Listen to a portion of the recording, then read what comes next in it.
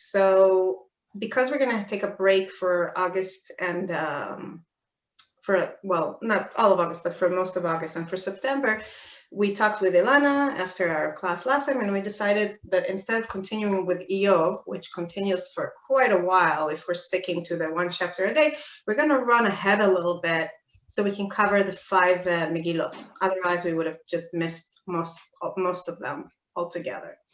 So we already talked a little bit about Kohelet when we talked about Eov, when we talked about, how do you face suffering in the world? How do you deal with the feeling that the world is not what it should be, which is in very different ways central for Job when he faces personal suffering, and central for Ecclesiastes when he faces what to him seems like the meaninglessness and the transience, speaking of transience and the flow of things. And today we're going to talk about 2 books that, at least on the face of it, look like they're dealing with wildly different themes, and that's Lamentations, Eicha, and the Song of Songs, Shir HaShirim. And again, at least on the surface, it looks like you couldn't choose 2 more different books. One is all about loss. The truth is that the name Eicha is not how it was traditionally called. Traditionally, it was called Kinot, Songs of Lament, Lamentations. The word lamentation is actually a good translation of the traditional name that the sages used to describe Eicha. And today when we read it in the 9th of Av, we read Lamentations, and then we read other Kinot, other lamentations that were composed throughout history. So in a sense, this was treated as the first collection, as the basic ritual collection of lamentations that are all about loss. They're all about the destruction of the temple, the loss of Jerusalem, the massacre that took place when the Babylonians conquered Jerusalem, the starvation before that, the loss of reputation, the loss of sense of self, all kinds of horrible losses that all come together in one historical moment and are just haunting the 5 chapters of the Book of Lamentations. The Song of Songs is wildly different. The Song of Songs is all these idyllic, bucolic poetry about a pair of lovers and all their adventures and misadventures, and it's all these beautiful descriptions of how one lover sees the other as beautiful, and then the other way around, how the dod, the husband, and the ra'aya, the wife, how one sees the other, how they chase each other across blooming fields and underneath ripening fruits, and it's all full of these beautiful imagery about love. And yet, as we will see today, there's many similarities. The truth is, despite these are such different books, there's many, many similarities. And the first similarity I want to talk about is actually more technical, methodological, has more to do with the way people look at these books and the books themselves. And that is that modern researchers, non-Jewish modern researchers, or at least non-believer, non-Jewish researchers, non-believing researchers, critical researchers, academic researchers, call it whatever you want, approaching these books, many of them reach the same conclusion, which is that both Lamentations and the Song of Songs are not one unified work, but rather a collection of poems and songs that have many authors and were collected together because they loosely thematically related. In other words, many researchers believe that Lamentations are various laments that were written about the destruction of Jerusalem and collected together into one corpus, and that the Song of Songs and this is was a very prevalent hypothesis in the 19th century, especially, that the Song of Songs is a collection of wedding songs, hundreds of years worth of wedding songs, erotic, less erotic, all kinds of wedding songs that somebody collected and said, here's one collection. And you can see why those researchers made this assumption. It's not so crazy, because the truth is that both of these works don't have one clear narrative structure. You can't see a process that starts with A, continues with B, continues with C, and reaches some sort of culmination, and then a denouement like you see with a story. In fact, they seem to be all over the place. You start here, you continue there, you jump there, the tone of voice changes, who is speaking changes, what the situation that's described changes, the emotion described changes, so much changes throughout these texts that you can see why people found it hard to feel that they represent one unified vision. And yet, what I hope to show you today as we taste from them, it's hard to, in 1 hour, to really learn properly 2 books of the Bible, but as we taste them a little bit and start kind of dancing our way through them a little bit, I hope to show you that despite the fact that they're so all over the place, both of them are shaped, each one respectively, by one central thing. And this one central thing creates a process. And even if this process doesn't take the nature of a plot, like we have in a story of events leading to one another, it does take the shape of an emotional process that we, the readers, go if we allow ourselves to follow the poems one after the other. And interestingly, in both cases, the central thing that shapes the story and gives it unity or a sense of cohesion is not what's in it, but something that's not in it. Something that isn't there, that is hiding, that is removed, and is almost there, and sometimes there for a moment, but it's mostly not there. In other words, both of them are shaped not through an event or a person or a feeling, but rather through an absence that we explore from many directions and then learn something in the process. So without further ado, instead of philosophizing about it and just making all these baseless statements, let's just start and look at it together. And we're going to start with Lamentations. I feel like it's particularly appropriate. We just had the Yud Zayin B'Tammuz. We're in the 3 weeks of lamenting the loss of Jerusalem. So let's start with the Book of Lamentations. The Book of Lamentations is shaped by something which is lost. And it's, as I said before, a huge loss. It's not one loss, it's a many-faceted loss. The people lost the temple. And for them, for the people of the first temple, it was not merely a building. It was the center of their religious life. Everything that they learned in the books of Moses, everything that culminated in the speeches Moshe made in Deuteronomy, when he told them how to remember God, how to keep the covenant, centered around the rituals of the temple, be it the rituals of bringing the Pesach offering once a year, be it the rituals of bringing, excuse me, the first fruit on Shavuot, be it the rituals of just the regular burnt offerings whenever you're guilty of something, whenever you're happy about something, whenever you want to express any high emotion or mark a high event in your life. This was the way to do it. Furthermore, this was where you went if you wanted to find the priests, the Kohanim.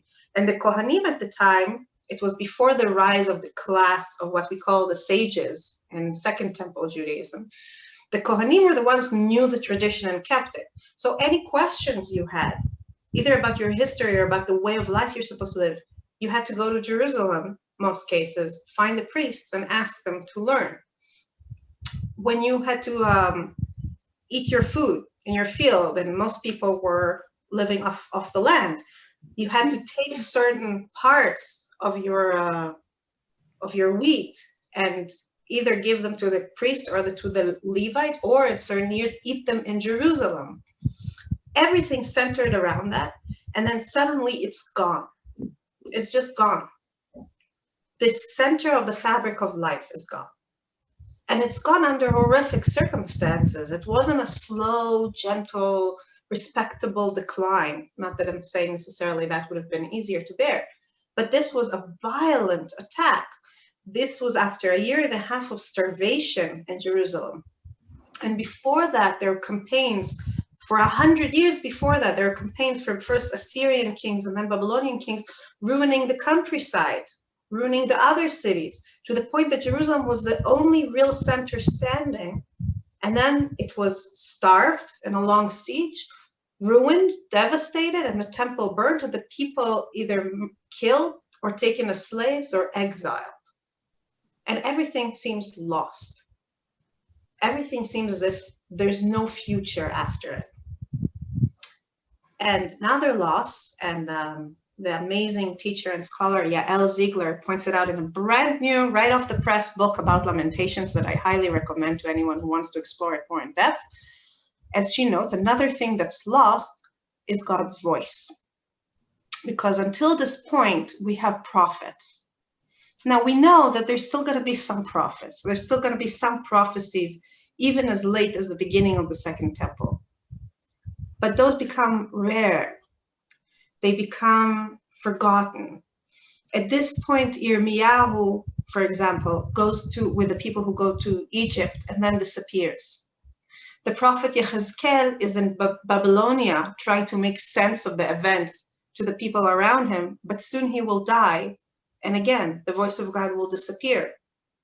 And the three prophets of the beginning of the Second Temple are still in the future. They're still far away. So the people are left without a sense of God. And it's remarkable that in the entire book of Lamentations, all we hear are human voices or humanized voices. We hear Jerusalem speak for herself, but it's clearly the people coloring Jerusalem with their feelings and their voices. It's not God speaking back to them. There's no dialogue. It's only the people's experiences. And these emotions that they express are all over the place. Let's look at it together for a moment. I'm going to open the source sheet. If you have it, you can look at it yourself. If not, I have it right here. And let's see. The first chapter of Eicha is full of contrition. It's full of loneliness. The main theme of the chapter is how Jerusalem is abandoned by all its allies, how the people feel alone, how the people feel like they become pariahs, how it's empty. It's not just the physical devastation and violence, it's the emptiness of it all. And through it, there's constant expressions of contrition, of this is our fault, it's because of our sins. Look here in the first box in Lamentations 1:8. Jerusalem has greatly sinned, therefore she has become a mockery. All who admired her despise her, for they have seen her disgraced, and she can only sigh and shrink back. Or later, in the same chapter, Zion spreads out her hands, she has no one to comfort her. The Lord has summoned against Jacob his enemies all about him. Jerusalem has become among them a thing unclean. And here comes the part where they say we rightfully earned that. The Lord is in the right, for I have disobeyed him. Hear, all you peoples, and behold my agony. My maidens and my youth have gone into captivity. See, O Lord, the distress I am in. My heart is in anguish. I know how wrong I was to disobey. Outside the sword deals death, indoors the plague. And even if they complain to God, even if they tell God we're suffering terribly, all they ask is that God will visit the same punishment from their enemies. Let's look here, and I'm jumping to verse 22. Let all the wrongdoing come before you, and deal with them as you have dealt with me. For all my transgressions, for my sighs are many, and my heart is sick. But instead of staying in this space of focusing on loneliness and contrition and sin, the tone, the emotional tone of the entire work changes in chapter 2. And you can kind of see why people might have thought it's a separate poem. Because in chapter 2, what we hear all of a sudden is rage at God, is a feeling that God, in fact, is not justified in what he does. Here I am in Lamentation 2. Alas, the Lord in his wrath has shamed fair Zion, hath cast down from heaven to earth the majesty of Israel. He did not remember his footstool on his day of wrath.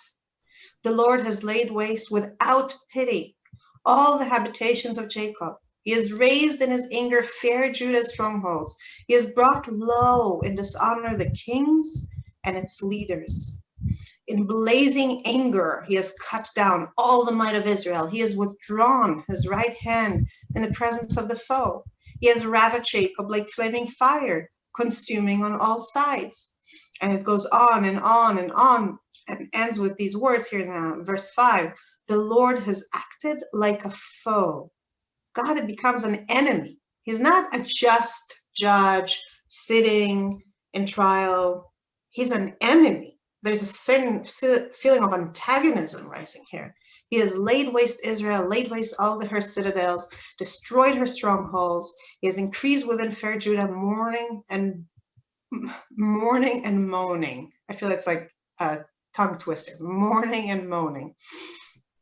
Or for example, in this horrible, horrible description that's very evocative in Lamentations 19 at 2:19, arise, cry out in the night, at the beginning of the watches. Pour out your heart like water in the presence of the Lord. Lift up your hands to him for the life of your infants who faint for hunger at every street corner. See, O Lord, and behold to whom you have done this. Alas, women eat their own fruit, their newborn babes. Alas, priest and prophet are slain in the sanctuary of the Lord. Prostrate in the streets lie both young and old. My maidens and youth are fallen by the sword. You slew them on your day of wrath. You slaughtered without pity. You know, we spent so many books of the Bible hearing about how God is a God full of mercy, full of rachamim, el maleh rachamim. And here comes the poet Avecha and yells towards the heavens and says, no, this is no pity. This is you being our enemy. This is not a justified result of our sins. This is something beyond that. Now, we might think that this will just lead to a progression, that we started with this kind of loneliness and justification of God, and then we're moving to focusing on the violence of the experience and rage at God, and then it'll kind of continue in some sort of linear fashion. But instead, it goes back. We go back. We kind of revisit the same themes again. If I'm going to skip for now chapter 3, let's move ahead. I'm going to jump ahead a little bit to box number 7 and quotes from chapters 4 and 5. In chapter 4, once again, we see all these descriptions about how horrible the situation is, and it's less directly outspoken against God, and yet it constantly describes just how strengthened by God our enemies are, just how much power he gave them. And then in chapter 5, it kind of mellows down into a sense of contrition. Once more, I'm going to start here in Lamentations 5:16. The crown has fallen from our head. Oh, sorry. I didn't mean for that to happen. Sorry. I didn't know that can happen actually at all. Here, the crown has fallen from our head. Woe to us that we have sinned. And again, later in chapter 5, but you, O Lord, are enthroned forever. Your throne endures throughout the ages. Why have you forgotten us utterly, forsaken us for all time? Take us back, O Lord, to yourself, and let us come back. Renew our days as of old. For truly you have rejected us, bitterly raged against us. Take us back, O Lord, to yourself, and let us come back. Renew our days as of old. Which is once again a sense of anger. Like there's a certain hidden tone of anger here, or like of condemnation, but it's much more repentant.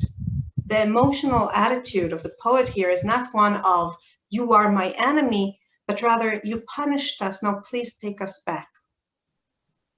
Now, I couldn't really go through each chapter with you now and look at it more carefully, but I hope that even just these few quotes can show what those researchers who thought that this was a collection instead of one unified work saw, namely all these different attitudes and different emphases. But what Yael Ziegler argues in her book is that it may appear at first to be disparate and different, But if we look at all of it together, what we will see is that, in fact, it creates a concentric structure. This is a book of 5 chapters. Chapter 1 and chapter 5, the bookends of this whole work, focus on contrition. And then the tone of voice that we take to talk to God is one of justification. We justify his judgment. We say, yes, you are right. Please forgive us. It's repentant, it's contrite. Then we're moving deeper into the work, and chapters 2 and chapters 4 are much angrier. They're much more focused on the violence. They're filled with these horrifying images of the dying infants. Dying infants are not just something that triggers our most kind of raw and primitive protective instincts, which, by the way, other mammals have too. There's something in mammals, something about all mammals respond to babies on some way. But it also means the end of the future. When the children die, it means that the society has no future anymore to aspire to. So chapters 2 and 4 focus on these images and focus on the violence and focus on the maidens and youth slayed in the streets and raped and held in captivity. And they're full of brimming anger, but sometimes explicit and explicitly directed at God, and sometimes implicit in the bitterness with which the poet speaks to God.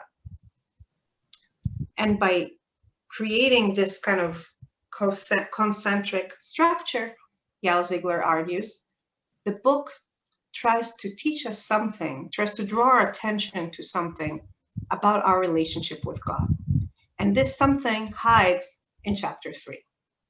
In other words, by pulling our attention, by creating this kind of mirror image between the beginning and the end, it hints to us, or not really hints, it tells us that the answer, the unifying center of the entire work, the thing that will make it all make sense, hides in the middle. So with that in mind, let's go to chapter 3. But first, I want to ask you any questions, comments so far, anything you want to share? Yes, Naomi. I was thinking that in some ways it sounds like the stages of grief that Elizabeth Kubler-Ross writes about. I don't remember, the exact order. I think it's denial, anger, bargaining. It ends with acceptance. And this made me think of that. Yeah, I agree. I think we can find at different places in the poetry all of these things. The interesting thing here, I think, is that it's not such a linear process. Like if we would have seen each chapter follow like that, then we say, okay, so this is the emotional process, right? So grief, it's the mourning. The problem is that it keeps going up and down, up and down. It's not quite straight, but, and this actually leads us straight to chapter 3. Chapter 3 is much more linear and than the rest of the book. And part of what makes chapter 3 more linear is that it describes an individual. It's from the point of view of an individual. All the other chapters are written from the point of view of the city, the people. It's a much more general point of view. And then we hit chapter 3, and suddenly it's the Gevil, the man speaking. The man is making a speech about his suffering, which some commentators and researchers say this is the author of the book. He's talking for his own experience. There's a famous commentary theory, shall we call it, that it was the prophet Yirmiyahu who wrote Lamentations, even though it's not in full consensus. But let's say that it was Jeremiah who wrote it, then they say this is Jeremiah speaking for himself. The rest of the book, it's like personifications of Jerusalem's trouble, but here he's really talking his own truth. And here we can really see a process that goes, one individual goes through, and it's like you said, it's like the stages of grief. So we'll look at it in a second. Just any other comments, questions, ideas? Okay, so let's delve in. Moment. Again, we don't have time, sadly, to look at all of it, but let's start with the beginning. The beginning of chapter 3 is once again a place of enmity and rage towards God. And this time an individual's feeling of enmity and rage towards God. I'm in box 3. I am the man who has known afflictions, ani hagever ha'oni, under the rod of his wrath. Me he drove on in unbelieved darkness. On none but me he brings down his hand again and again without cease. He has worn away my flesh and skin. He has shattered my bones. He is a lurking bear to me, a lion in hiding. He has forced off my way and mangled me. He has left me numb. He has sent his bow down and made me the target of his arrows. This is quite the description of man's relationship with God, isn't it? And every image adds a different element. Let's look at it together. First of all, he says in verse 2, he drove on in unrelieved darkness. What does that tell us that he feels towards God? What does he think in what way is God wronging him? He's alone. He's like, he can't see. Darkness to me is you're alone. You don't know where you are. You have no direction. You're terrified. So it's fear and it's loneliness because we don't see. Even if we are surrounded by other people, we can't see them. And by the way, hold on to this image of someone who's so blinded by darkness they can't see other people, because it'll come back at the end. And like you said, it's also terror. There's something terrorizing about walking in the dark when you don't know what the dangers even are. But I think that it's not only that. I think there's another element here. Does anybody else have any comments here? I think the next verse is a good hint, because in the next verse he says, on none but me he brings down his hand again and again without cease. So there's two elements here. There's the fact that it's on none but me, right? Achbi, like he feels alone in his suffering, which again might be a product of the darkness, which, as you pointed out, isolates us from seeing what happens around us. But there's something else. Is it fair to be punished when you walk in darkness and you don't know what's right and what's wrong? If God put you in a place of darkness and then you make errors, is that fair that he then keeps punishing you for what you do in that place? There's something wrong here. Then he adds more. He goes to verse 4 and he says, he has worn away my flesh and skin. He has shattered my bones. What does this line add to his litany of anger at God, do you think?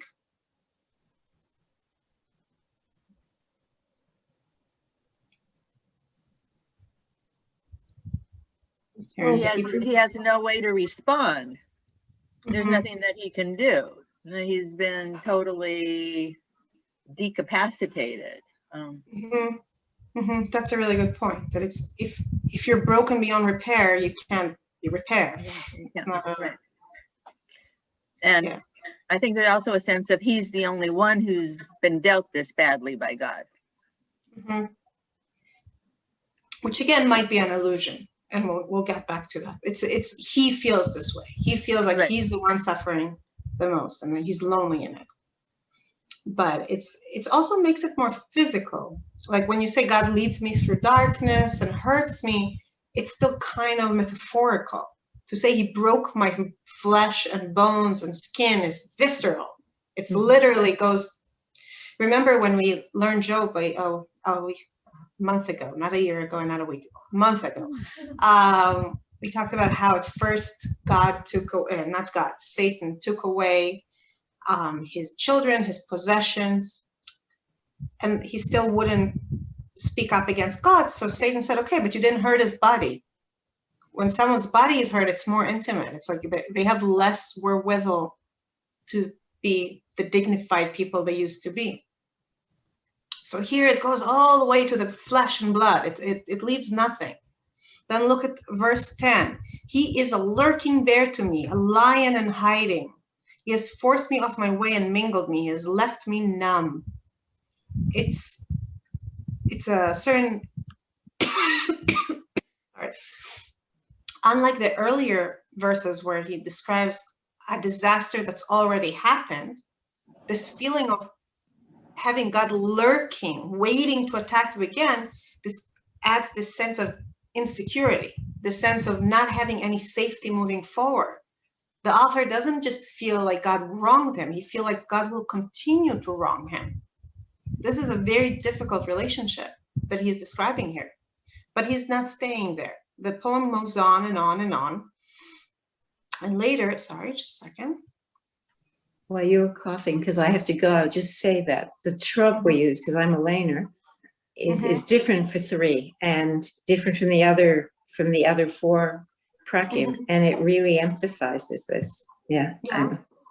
What you mean? It emphasizes this particular emphasizes the misery, the centrality of 3.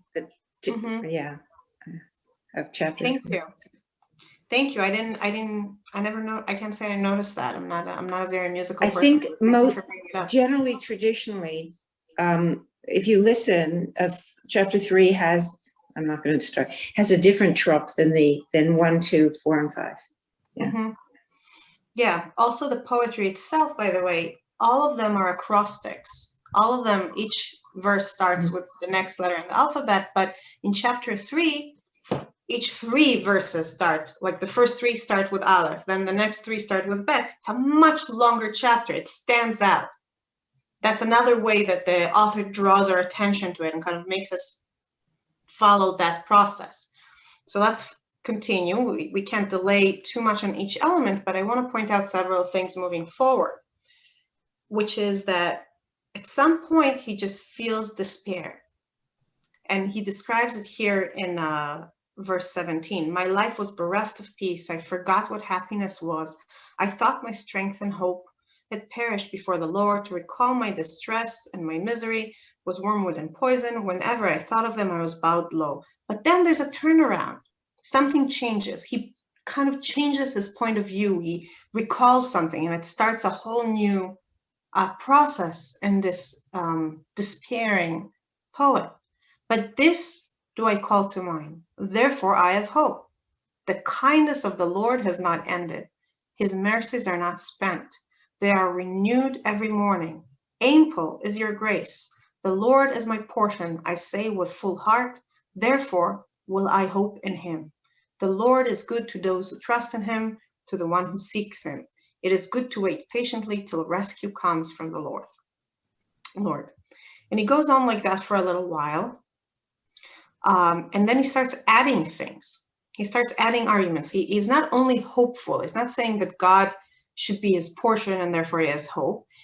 He starts looking at his own suffering and finding meaning in it. He's already, if we mention the process of grief, in a sense, he's already starting to remove himself from just the immediacy of the feeling of misery, and something about allowing himself to feel hope in God allows him to also look at his misery differently. And he rephrases it. He reframes it in his life here in verse 27. It is good for a man when young to bear a yoke. Let him sit alone and be patient when he has laid it upon him. Let him put his mouth to the dust. There may yet be hope. And then he adds another argument, another theological argument. After he already reframed it to say that maybe suffering can be good for you in some way, he says, wait a minute, it's not only good for me. It can't be that it's meaningless. It can't be that God is merely a brute beast like a lion or a bear in the early verses of the chapter that just lurks there wanting to attack me. It can't be that it's meaningless. There has to be meaning in it. And in verse 33, he says, for he does not willfully bring grief or affliction to men, crushing under his feet all the prisoners of the earth, to deny a man his rights in the presence of the Most High, to wrong a man in his cause, this the Lord does not choose. So he's already removed. He's no longer that man we saw in the beginning who was totally consumed by this feeling of being under attack. He is someone who's making sense of it, who restores his faith in a rational God and a rational world, who starts trying to fit his experiences into this framework of things, but it's not over. The feeling of experience is not over. Because he comes back again to a feeling of despair. In verse 42, we have transgressed and rebelled, and you have not forgiven. You have clothed yourself in anger and pursued us. You have slain without pity. You have screened yourself off with a cloud, that no prayer may pass through. You have made us filth and refuse in the midst of all people. This progression of emotions from enmity and despair to hopefulness, to rationalization, and then once again to this feeling of loneliness and coldness in the face of God's punishment, is actually something that I think we can all emotionally relate to.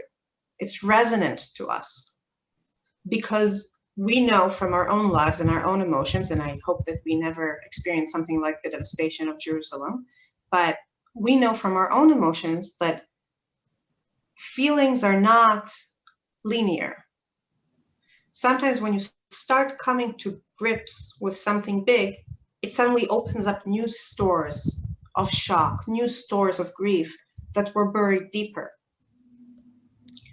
And therein, in this progression of feelings, I think lies another answer or another unifying truth or another something about the nature of lamentations. It's not only that lamentations appear random in the way they jump from feeling to feeling, but actually are concentric and draw our attention to chapter 3, but also that the very fact that lamentation constantly ebbs and flows or wanes and what's the pair of wanes and waxes, thank you. All these naturalistic imagery, right? Captures a truth about the human condition. And the truth about the human condition is that, unlike in stories where meaning becomes clear, where events progress in some harmonic way that we can then draw as an arc of a narrative, going up and then going down and say, okay, this is a beautiful story. It makes us feel satisfied with the way the plot works out. Everything is good. Unlike in stories, and unlike in fiction, real life, real human experience is constantly beset by these different emotional currents that come and go and overlap and change. In a sense, this is what makes us be able to experience loss, because you can't really experience loss if you don't love, if you don't attach yourself to something. And at the same time, the experience of loss is part of our experience of living in time. There's no loss if everything is eternal. But if you live in time, things change, things move, your feelings change, your feelings move. Everything around you is constantly in this flux that isn't linear and progressive, but rather has ups and downs. And the Book of Lamentations successfully captures this about the human emotion. But it doesn't just leave us with this realization of, okay, people have a lot of emotions and those emotions can be all over the place, which, let's admit it, if that was the message of the book, would have been somewhat disappointing, because we know that, right? We know that from our own life. Instead, it shows us that even within this kind of flux of emotions, we can find growth. And it does so by showing us that the Gever, the man from the third poem, from the center of the entire work, isn't left at the end of chapter 3 in this place of despair. He finds his way out of it again, even though his first moment of hopefulness and rationalization ends in renewed despair, renewed sorrow. He finds his way out again. And do you know what helps him come out of this state of mind? You know what helps him break through this kind of downward spiral of grief? It's speaking in the plural voice. It's realizing that he's not actually alone. that the darkness which made him feel like he alone is suffering, he alone is hurt by God, he alone experiences all these woes, is in fact not true. And that really there are many people suffering right alongside him, and he should speak up for them as well. And this happens in, here in the source sheet in box 6, this happens in verse 48 when he says, "My eyes shed streams of water over the ruin of my poor people. My eyes shall flow without cease, without respite, until the Lord looks down and beholds from heaven. My eyes have brought me grief over all the maidens of my city." And this sentiment, this feeling that he's no longer simply expressing his own feelings, his own private ebb and flow of emotions, but rather that he is in crying, in lamenting, representing the case of his city, of his community to God, finally allows him at the end of this poem, the third poem, the central poem in the entire book, to hear God, not by actually hearing God, but by believing that God hears him. These are the beautiful verses here towards the end of Lamentations 3. "I have called on your name, O Lord, from the depth of the pit. Hear my plea. Do not shut your ear to my groan, to my cry." In Hebrew, it's not exactly it's not hear my plea, it's you heard my plea. Koli shamata. You have heard my plea, God. I know you have. Al ta'alem uznecha. Don't shut your ear to my groan, to my cry. In the heart of despair, he finds confidence that there is an encounter taking place here between him and God. That in fact, even though at the beginning of the poem, he felt that God is a bear and a lion and an enemy and someone who puts him, basically plays target practice on him with the arrows of troubles and travails that he shoots at him. Once he is able to stop focusing on his own emotions, when he is able to look at other people and turn his act of lamenting to communal service, he can gain some confidence that his lament does touch upon God, that there is an encounter here. He has no confidence that the end will be as he wants it. He's still praying. He's still saying, please don't ignore me. Please take us back. He can't guarantee it, but he can guarantee to himself, in his own sense of confidence, that there is an encounter, that God does hear him, despite the fact that the temple is lost, despite the fact that the center of the fabric of their religious life is lost, despite the fact that the city is destroyed, God can hear him. Then the poet goes back to chapter 4 with its rage and chapter 5 with its contrition and closes this concentric circle. But this process, this linear process that took place at the heart of the book stands. And in other words, we as readers are told that to meet God is possible even within the emotional ebb and flow that is the human condition. We don't need to somehow stop being who we are to encounter God. We can find God within all these complicated currents that are the way we live our life. Now, the Song of Songs, which traditionally is interpreted as another work about our relationship with God, but you can read it both as that and as a beautiful work about relationship between people. On the face of it, has nothing to do with this world of loss and pain and difficulty that we just kind of tasted a little bit now through the Lamentations, the different Lamentations. And yet, in many ways, it captures exactly the same feeling, exactly the same fact of human existence, namely the fact that real encounters, be it between us and God or between a pair of lovers, between two souls, two people, are actually very difficult to reach, very, very difficult to actually make happen because of our natural state of ebb and flow of emotion.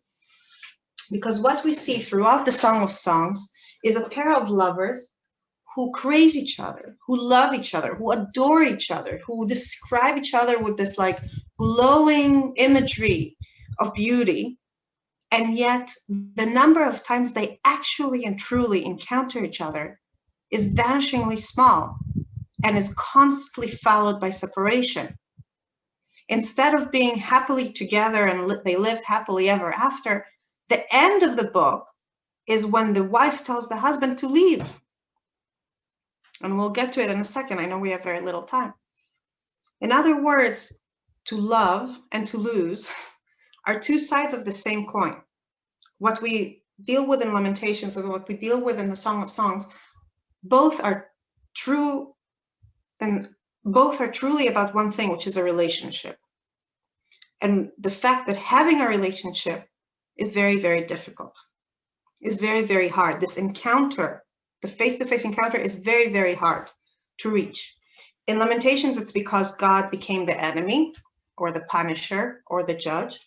And in the Song of Songs, it's because there is something inherently mismatched, inherently misaligned in any relationship. And the Song of Songs explores it through a series of such misalignment.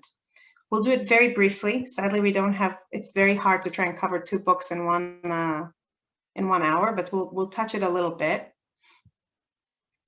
The book starts with, not like in the first chapter, we hear the wife saying, I am dark by calmly, O daughters of Jerusalem, like the tents of Kedar, like the pavilions of Solomon.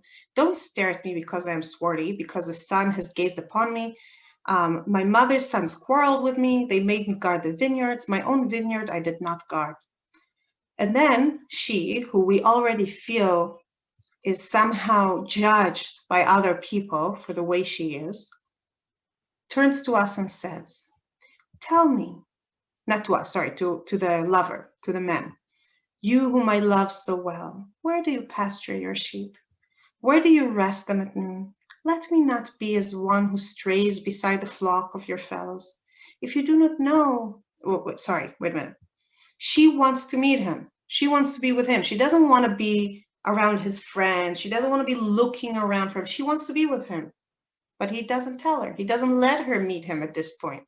He answers, if you do not know, O fairest of women, go follow the tracks of the sheep and graze your kids by the tent of the shepherds. Go look for me. I'm not going to tell you where I am. Go look. Go behind the flocks. Go around the shepherds, exactly where she said she doesn't want to be. She doesn't want to just follow random shepherds and random flocks. She wants to know where he is. He says, no, this is not happening. Later in the poem, it does happen. She finds him. In chapter 3, she goes and looks around until she finds him, and she drags him, and she by force brings him home to her mother's house and to the room where she was born, where she was conceived, and she holds on to him. And then it seems like she won, right? But then we have a description of a wedding. Let's look at the description of the wedding here. I'm looking at verse 6, chapter 3, verse 6. Who is she that comes up from the desert like columns of smoke and clouds of myrrh and frankincense, of all the powders of the merchant? We have this image of her as almost a natural force. She's coming from the desert and she's like smoke and like spices. The description of the husband is completely different.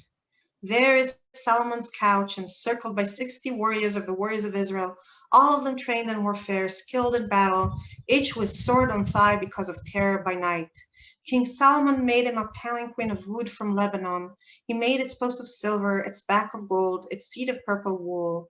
Within it was decked with love by the maidens of Jerusalem. O maidens of Zion, go forth and gaze upon King Solomon, wearing the crown that his mother gave him on his wedding day, on his day of bliss. Even in this moment where they're uniting the two lovers, the text takes a lot of effort to show us that they're very different. There's something mismatched here. We have this creature, this woman who's almost a natural force. She's described as coming from the desert in one verse. And then we have verse upon verse upon verse describing the husband as a man who is surrounded by other people, a king, someone who is surrounded by all these things created by artisans with great wealth. And what are the daughters of Zion invited to see? What his mother made for him. Not his beautiful bride, not how happy he is, nothing like that. No, look what his mother made for him in the day of his wedding. Even in that moment of union, there's this weird disparity. And then the disparity just breaks the marriage in a sense. What happens later is that after they come together, after they're finally united, we see this horrifying scene where he comes and knocks on her door. And she says, I'm too tired. I already undressed. I already washed my feet. I don't want to. I don't want to get up. And then he leaves. And suddenly she's full of desire. And she gets up and looks for him and can't find him and looks for him around the city. And the guards beat her up. And this continues like that with these weird, her wanting him or him wanting her, but never quite being in the same place at the same time until the end of the poem. And we'll finish with that, where she said, just a second here, where first of all, we hear this. We hear Solomon had a vineyard in Baal Hamon. He had to post guards in the vineyard. A man would give for its fruit 1,000 pieces of silver. Great, good for you, Mr. Solomon, right? But then she says, I have my very own vineyard. You may have the 1,000, O Solomon, and the guards of the fruit of 200. And then the husband says, oh, you who linger in the garden, a lover is listening. Let me hear your voice. But she says, instead of, yes, sure, let me sing for you. Let us meet together in the garden. She says, hurry, my beloved, swift as a gazelle or a young stag to the hills of spices. Now, the commentators are not sure what to make of this verse, which is the very end of the book. They're not sure if she means go away. I don't want to be with you right now, which is the same kind of sentiment we've seen at other points in the song, that when one of them wants the other is suddenly non-receptive and not interested. Or is it that she's telling him, go there, away from your friends, away from all these vineyards, away from this bed with all its guards and your mother's gift, go away to the desert where I came from, and then I will follow you and meet you, and we will have a truly intimate encounter, because we're not going to be surrounded by all these things that differentiate between us. You can read the book one way or another, but whether you read it as yet another incident of two lovers that can't fully encounter each other because one of them is interested and the other is not, and who's interested, just they keep switching roles, but who's interested and who's not. Or whether you're reading it as her finally telling him what the problem is, finally telling him, you know what's separating us? What's separating us is all these differences. And if we could go somewhere else, where all society and all those structures and all those things that differentiate between us would melt away, then we will be able to meet. What we see is that the woman at the end is not the same as she was in the beginning. In the beginning, she was impetuous, full of desire. She said, tell me where you are. I want you right now. This is what I want. I want you right now. Now she says, not like this. Not like this. She's able to step back and say, this is not the right moment. This is not the right time. Which, to bring us full circle with lamentation, what I hope we can see through this very quick and brief kind of dance through the Song of Songs, is that both of these books have the same message on some level. Both of these books teach us that, yes, human condition is messy, and we feel different things at different times. And reaching true intimacy, be it with God or with another person, is very, very difficult because of that, because we're constantly ebbing and flowing and waxing and waning. And it's not, I don't think it's a coincidence that all these naturalistic images come to mind, because they capture something about human nature too. But at the same time, that does not mean that we can't grow in the process. that as we change and change and change again, and other people change and change and change again, and circumstances change and change again, sometimes in horrific ways, as in the Lamentations era, we can still grow. We can still achieve a linear process of growth, just like the Gever reaches in the 3rd chapter of Lamentations, in the central chapter, when he stops being self-absorbed and sees other people. And just as the wife, the girl, reaches in the Song of Songs, as she goes through all these misalliances, all these moments of misalignment and intimacy, and then again distance and intimacy, and she learns to think beyond the moment and the desire of the moment. One way or another, the changeability of our condition does not mean that we cannot grow, that we cannot force out of these disparate emotions and experience a narrative of growth that makes sense to ourselves, in a sense. And this is why ultimately I think that we reject the 19th century researchers who said that Lamentations and the Song of Songs are collections of separate poems. Whew. Anyway, okay, this was that. Opinions, thoughts, questions. I'm sorry that we weren't as discussion oriented today as usual. I just, like I said, a lot to cover today. But I'm thrilled to hear what you have to say, what you are thinking. Rachel, thank you so much. It was a totally different way for me to look at it, and I'm looking forward to rereading it with your comments in mind. But when I think of Shir Hashirim, she starts off in the desert, but she ends in the desert. It's also come back with me to the desert. So it's where she is comfortable. It's not as though they've picked some neutral place where neither of them have their backgrounds, but it's go with me to where. That's true. Even though I do want to point out, it's not exactly true that in then she tells him to go to the desert. I used it metaphorically. She tells him go to the mountains. Right. But what I meant is that she go to the place where people don't live. Go outside where we can be civilization. Yeah. Where we can be. Even though it's specifically not the same terrain. But interestingly, in the very beginning, in chapter 1, she's not asking him to go. She's not in the desert yet. In the beginning, what she says is, I am a guard of a vineyard, right? Of my siblings' vineyards. I can't guard my own, whatever that means. And I want to go to you where you are with your flock. What I don't want is that aspect of a civilization of other people and their flocks. Something about her brothers not letting her guard her vineyards and his friends with their flocks is undesirable to her. She wants him. But at that moment, they're still within the human world of agriculture and pastoral activities. Do you see it as female jealousy and wanting an exclusive relationship with her lover and not having it muddled by other women, other people? I think there's definitely a strand of that. And there's a lot of quotes that I didn't bring in the source sheet where she even says that, or he says that Shlomo has so many wives and so many concubines, but she is only one, or something like that. And Rabbi Yonatan Grossman from the Gush Etzion Yeshiva has a beautiful reading of the entire Megillah as basically us demanding exclusivity from God. Us, the Jewish people, saying, yes, you are the God of the entire world. Yes, you are the God of all the nations, but we really want to know that we are special to you.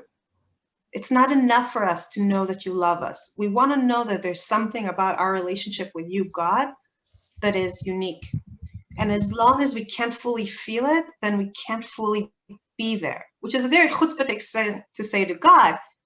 And that's why it's such a bold text, because it's demanding something from the lover. But this is only one reading. There's readings that read it completely differently and say that her desire to leave civilization with him is actually inappropriate, because we all live within civilization and we have to be able to find a way to encounter each other within its constraints. And that in a sense, the tragedy of these two star-crossed lovers stems not from the fact that he's not willing to be exclusively intimate just with her, but rather from the fact that she has this unreasonable desire from some romantic union that can't exist in terms of real life. So you can read it in many different ways. Yes. So looking Sorry, Eileen, what did you say? at it this way and hearing that her and using the term desert can give you a hint as to where the beginning of where the commentaries came, giving the parable of God and Israel in the desert. I'm not sure I understand, Eileen. I'm sorry. I hear something.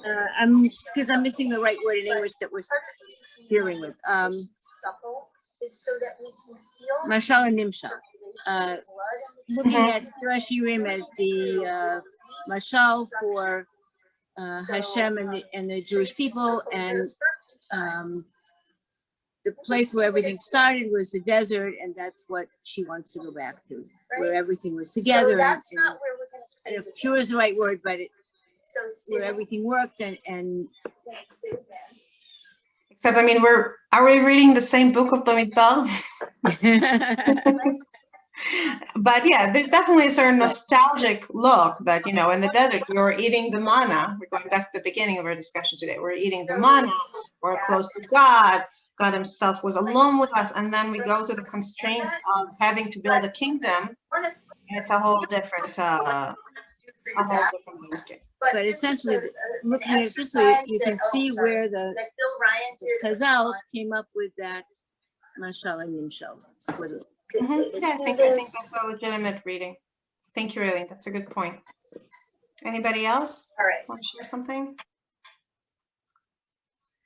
Okay, so I'm going to wish you all a meaningful 3 weeks. Well, now it's less than 3 weeks. And may we find ourselves in a place of redemption. May it be more appropriate for us to read the Song of Songs and not the Book of Lamentations at the end of these 3 weeks. And next time we meet, we're going to have one more meeting before we take the break, and we're going to do it again, try and tackle 2 books again. This time, you know, this week, today, not this week, today, we talked a lot about poetry.